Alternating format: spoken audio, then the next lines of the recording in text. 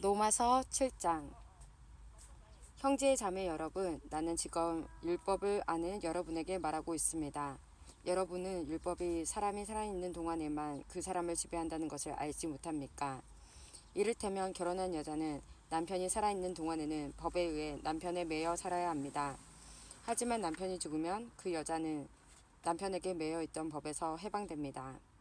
그래서 여자가 남편이 아직 살아있는데도 다른 남자와 결혼하면 그 여자는 간음죄를 짓는 것이 되지만, 만일 남편이 죽으면 그 여자는 그 법에서 해방되므로 다른 남자와 결혼하더라도 간음죄를 짓는 것이 되지 않습니다. 네, 형제 자매 여러분, 이와 같이 여러분들도 그리스도의 몸으로 말미암아 율법에 대해 죽었습니다. 이제 여러분은 하나님께 열매를 맺기 위해 다른 분, 곧 죽은 사람들 가운데서 살아나신 그분의 사람이 되었습니다. 전에 우리가 죄의 성품에 사로잡혀 살았을 때는 율법이 우리 몸속에서 죄를 지으려는 욕망을 일으켜 죽음에 이르는 열매를 맺게 했었습니다. 그러나 이제 우리는 우리를 가둔 율법에 대해 죽고 율법으로부터 해방되었습니다. 그러므로 우리는 기록된 문자에 따라 하나님을 섬기는 것이 아니라 성령의 새로운 방법으로 하나님을 섬깁니다. 그렇다면 우리가 무슨 말을 하겠습니까? 율법이 죄입니까? 절대로 그렇지 않습니다. 율법이 없었다면 나는 죄가 무엇인지 알지 못했을 것입니다. 율법이 탐내지 말라고 말하지 않았다면 나는 탐내는 것이 무엇인지 알지 못했을 것입니다. 그러나 죄는 이 계명을 이용하여 기회를 엿보아 내 속에서 온갖 탐심을 일으켰습니다. 율법이 없다면 죄는 죽은 것이나 다름없습니다. 전에 내가 율법과 상관이 없었을 때 나는 살아 있었습니다. 그러나 계명이 들어오자 죄가 살아났고 나는 죽었습니다. 그래서 생명으로 인도해야 할 계명이 사실 나를 죽음으로 이끄는 계명이 되고 말았습니다. 죄가 계명을 이용하여 기회를 엿보아 나를 속였고 그 계명으로 나를 죽였습니다. 그러므로 율법은 거룩하며 계명도 거룩하고 의롭고 선합니다. 그렇다면 선한 것이 나에게 죽음을 가져다 주었단 말입니까? 절대로 그렇지 않습니다.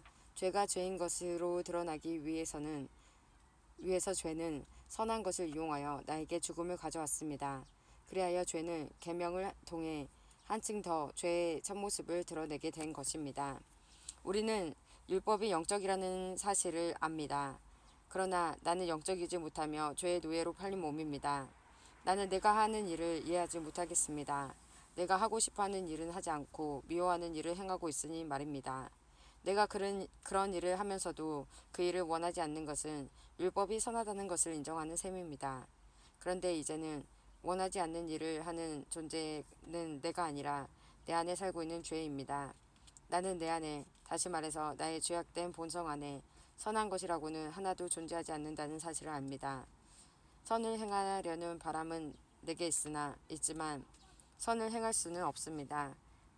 나는 원하는 선을 행하지 않고 원하지 않는 악을 행합니다. 내가 원하지 않는 일을 행하고 있다면 그 일을 행하는 자는 내가 아니라 바로 내 안에 살고 있는 죄입니다. 그러므로 나는 이런 법칙을 발견했습니다. 선을 행하려는 마음은 나에게 있지만 악이 나와 함께 있다는 것입니다. 사실 나의 속 중심에서는 하나님의 법을 즐거워합니다. 그러나 나의 몸의 여러 부분들에서는 다른 법이 작용하고 있습니다. 그 법이 내 마음의 법과 싸워 나를 내 몸에서 작용하고 있는 죄의 법에 사로잡히게 합니다. 나는 참으로 비참한 사람입니다. 누가 나를 이 사망의 몸에서 구원해 내겠습니까? 우리 주 예수 그리스도로 인하여 하나님께 감사합니다. 그러므로 나는 마음으로는 하나님의 법에 복종하는 반면 죄악된 본성으로는 죄의 법에 복종하고 있습니다. 로마서 8장. 그러므로 이제 그리스도 예수 안에 있는 사람은 정죄를 받지 않습니다. 그것은 그리스도 예수 안에서 생명을 주시는 성령의 법이 죄와 사망의 법에서 여러분을 해방시켰기 때문입니다. 율법이 죄의 본성 때문에 연약하여 할 수 없었던 것을 하나님께서는 죄를 없애기 위해 자신의 아들을 죄 있는 사람의 모양으로 보내심으로써 행하셨습니다. 하나님께서는 죄인들 속에 거하고 있는 죄에 대해 유죄 판결을 내리셨습니다. 이렇게 하여 죄의 본성에 따라 살지 아니하고 성령에 따라 살고 있는 우리에게 율법의 의로운 요구들이 완벽히 이루어졌습니다. 죄의 본성을 따라 사는 사람들은 죄의 본성이 바라는 일을 생각하지만 성령을 따라 사는 사람들은 성령이 바라시는 일을 생각합니다. 죄의 본성의 지배를 받는 사람의 생각은 죽음이지만 성령의 지배를 받는 사람의 생각은 생명과 평강입니다. 죄의 본성이 생각하는 것은 하나님을 거스르는 것입니다. 그것은 하나님의 법에 복종하지 않을 뿐 아니라 할 수도 없습니다. 죄의 본성을 지배하는 사람은 하나님을 기쁘시게 할 수 없습니다. 그러나 하나님의 영이 여러분 안에 계시다면 여러분은 죄의 본성의 지배를 받지 않고 성령의 지배를 받게 됩니다. 누구든지 그리스도의 영이 없는 사람은 그리스도에게 속한 사람이 아닙니다. 반면 그리스도께서 여러분 안에 계시다면 여러분의 몸은 죄 때문에 죽은 존재이지만 여러분의 영은 의 때문에 살아 있습니다. 예수님을 죽은 사람들 가운데서 다시 살리신 분의 영이 여러분 안에 살아 계시면 여러분 안에 계신 그분의 영으로서 여러분의 죽을 몸도 살리실 것입니다. 그러므로 형제 여러분, 우리는 빚을 지은 사람들입니다. 그러나 죄의 본성을 따라 살아야 하는 죄의 본성에 빚진 사람이 아닙니다. 죄의 본성을 따라 산다면 여러분은 죽을 것입니다. 그러나 성령의 도우심을 받아 몸의 악한 일을 죽인다면 여러분은 살 것입니다. 왜냐하면 하나님의 영으로 인도받은 사람들은 누구나 하나님의 자녀이기 때문입니다. 여러분이 받은 성령은 여러분을 다시 두려움에 이르게 하는 노예로 만드는 영이 아니라 여러분을 하나님의 자녀가 되게 하는 영이십니다. 그래서 우리는 그 성령을 의지하여 아바 아버지라고 부를 수 있는 것입니다. 성령께서는 친히 우리의 영과 함께 우리가 하나님의 자녀라는 것을 증언합니다. 자녀라면 또한 상속자이기도 합니다. 우리는 하나님의 상속자이며 또한 그리스도와 공동의 상속자입니다. 그래서 우리는 그리스도께서 누리시는 영광에 참여하기 위해 그분이 겪으신 고난에도 참여하는 것입니다. 나는 현재 우리가 겪는 고난은 장차 우리에게 나타날 영광과 비교하면 아무것도 아니라고 생각합니다. 모든 피조물은 하나님의 자녀들이 나타나기만을 간절히 기다리고 있습니다. 피조물은 허무하게 되었습니다. 그렇게 된 것은 피조물이 원해서가 아니라 그렇게 하신 하나님의 뜻 때문이었습니다. 하지만 소망은 있습니다. 그것은 피조물도 썩어짐의 굴레에서 해방되어 하나님의 자녀가 누리는 영광스러운 자유에 참여하리라는 소망입니다. 우리는 모든 피조물이 이제까지 신음하고 해산의 고통을 겪고 있다는 것을 압니다. 피조물만 아니라 성령의 첫 열매를 받은 우리들 자신도 속으로 신음하며 우리가 하나님의 자녀가 되는 것과 우리 몸이 구속될 것을 간절히 기다리고 있습니다. 우리는 이러한 소망으로 구원을 받았습니다. 눈에 보이는 소망은 소망이 아닙니다.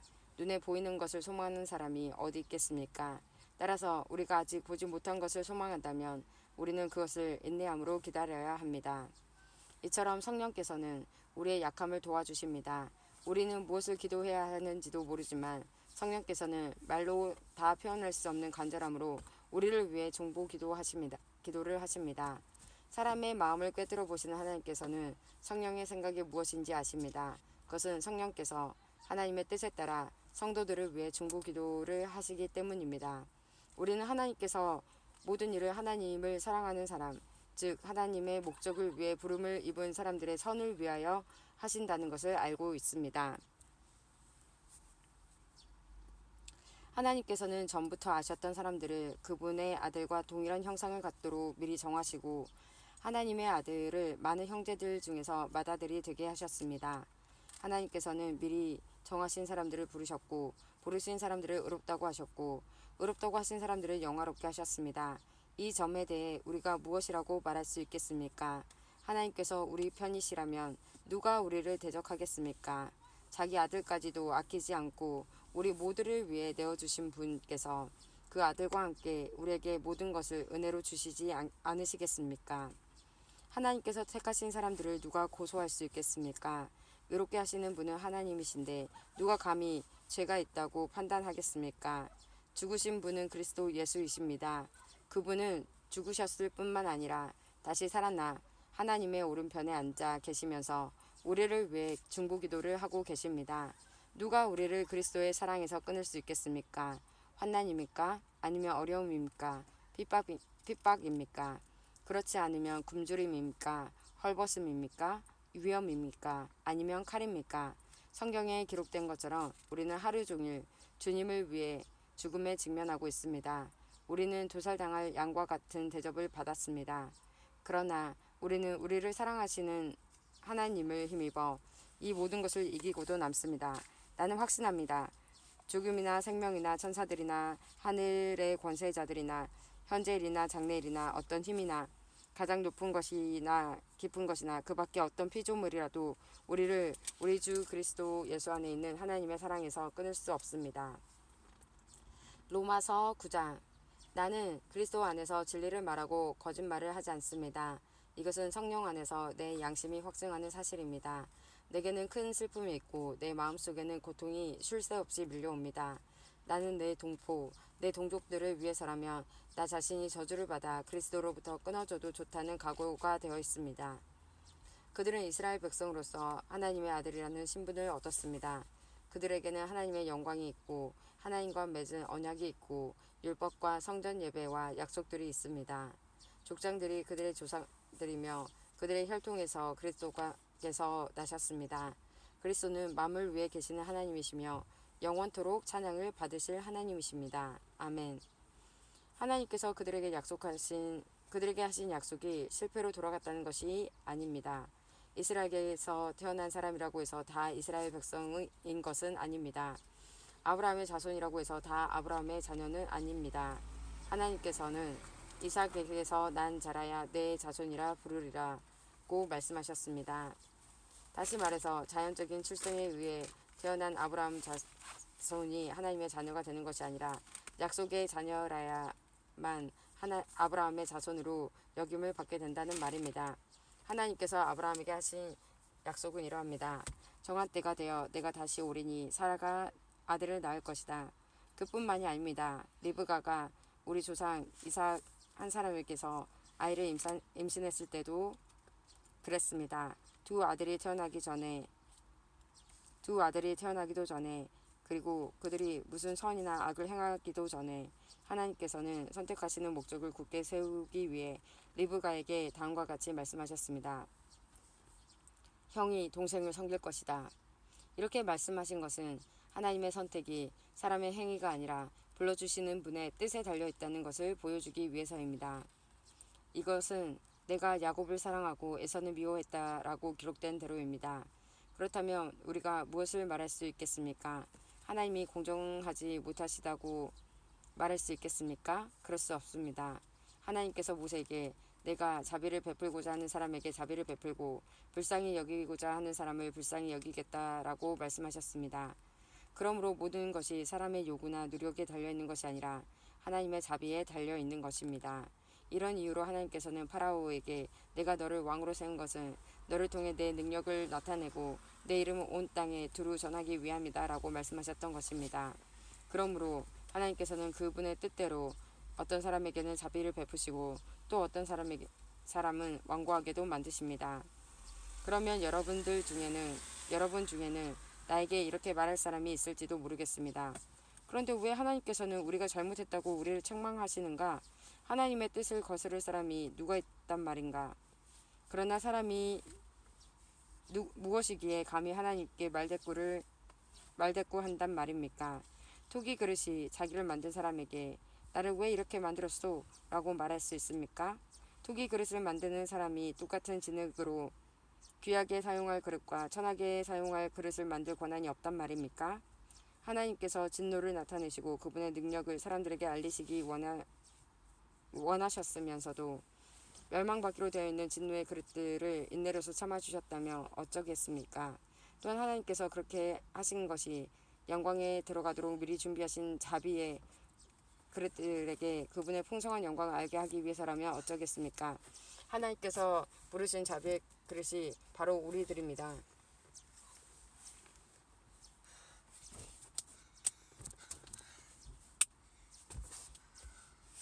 유대인 중에서만 부르신 것이 아니라 이방인들 중에서도 부르셨습니다. 호세아에 그래도 이런 말씀이 있습니다. 내 백성이 아니라고 말했던 사람을 내 백성이라 부르겠고 내가 사랑하지 않았던 사람을 사랑하겠다. 그리고 이런 말씀도 있습니다. 너희는 내 백성이 아니라고 그들에게 말한 그곳에서 그들은 살아계신 하나님의 아들이라고 불리게 될 것이다. 또한 이사야는 이스라엘에 관해 이렇게 외쳤습니다. 이스라엘 자손의 수가 바닷가의 모래처럼 많을지라도 남은 자만 구원을 얻을 것이다. 주님께서 약속하신 말씀을 이 땅에서 신속하고 철저하게 이루실 것이다. 또 일찍이 이사야가 이렇게 예언한 것과 같습니다. 만군의 주님께서 우리에게 후손을 남겨두지 않으셨다면 우리는 소돔처럼 되고 고모라처럼 되었을 것이다. 이러한 사실에 대해 우리가 뭐라고 말하겠습니까? 의를 추구하지 않았던 이방인들이 믿음에서 나오는 의를 얻었습니다. 그러나 이스라엘은 의의 율법을 추구했지만 그것을 얻지 못했습니다. 왜 얻지 못했을까요? 그것은 그들이 믿음에서 나오는 의를 추구한 것이 아니라 의가 마치 행위에서 나오는 것으로 생각하고 의를 추구했기 때문입니다. 그래서 그들은 걸림돌에 걸려 넘어지고 말았습니다. 성경에 보아라, 내가 시온에 사람들의 발에 부딪히게 하는 돌과 사람들을 걸려 넘어지게 하는 바위를 놓으리니 그를 믿는 사람은 부끄러움을 당하지 않을 것이다 라고 기록된 것과 같습니다.